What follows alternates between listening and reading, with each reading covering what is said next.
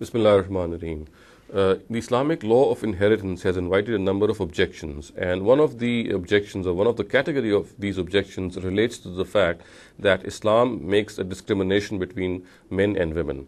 People who raise this objection generally say that Islam is a religion in which men are granted a superior status than women. And even in case of inheritance, people say that there are issues or cases in which the issue of men is kept superior than that of women. Thus, for example, the share of a daughter is half that of a son.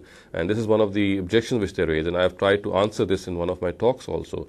A very similar objection raised is that there is a case which is mentioned in the Quran that the share of the father is more than the mother. Now, this is made a case in point, and an objection is raised on this basis that this is another area in which Islam discriminates between men and women. It grants the father more share than the mother. So therefore, they conclude that Islam is a religion in which women are given a secondary status to men.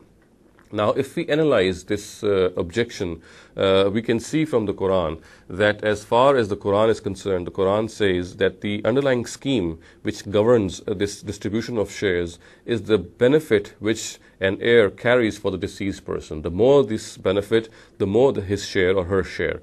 And the Quran also, and the Almighty also has detailed out in the Quran that this closeness of benefit cannot be diagnosed by human intellect. So therefore, the Almighty has taken upon himself to tell mankind what this extent of benefit is, how close a daughter or a son to a deceased person is, how close is a particular spouse or a particular wife or a particular father or mother is for the deceased.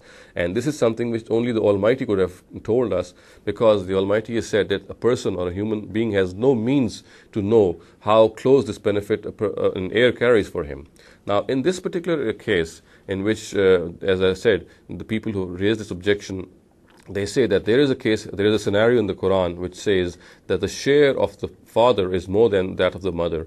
Now, before I answer or try to answer this objection, first of all, it needs to be understood that the Quran has said that whenever a deceased person has children, or he has brothers and sisters, he has siblings, then the share of the father and the mother is equal. There is no difference.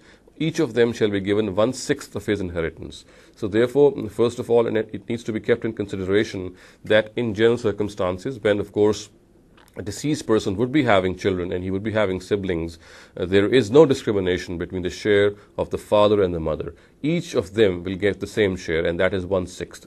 However, there is a scenario which the Quran has discussed, and as per this scenario, if the deceased person does not have any children, and he also does not have any other heirs, and his only heirs are his parents, وَوَرِثَهُ أَبَوَاهُ, as the Quran says, his only heirs are his parents. In this particular scenario, the Quran says that the father shall be given 2/3 of his inheritance and the mother shall be given 1/3. Now, of course, this is, as I said, first of all, is an exceptional case. And if we just deliberate on this case, we would come to realize that the benefit which the father carries for a deceased person, when that deceased person does not have any children or does not have any siblings, is understandably more, because it is a father who would be potentially more beneficial for this deceased person in this case.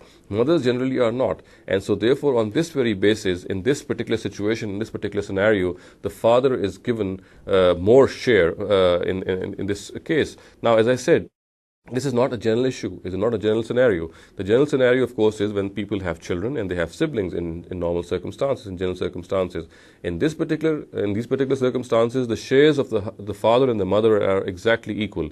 Only when a deceased does not have children or he does not have siblings does any discrimination between these shares exist, and that is also understandable, because in cases when a deceased does not have children or does not have siblings, his father is understandably or potentially more beneficial for him. And so therefore, this discrimination or this distinction is only and only made in this particular case when he does not have any children and when he does not have any siblings. أقول قولي هذا واستغفر الله لي ولكم ولسائر المسلمين والمسلمات.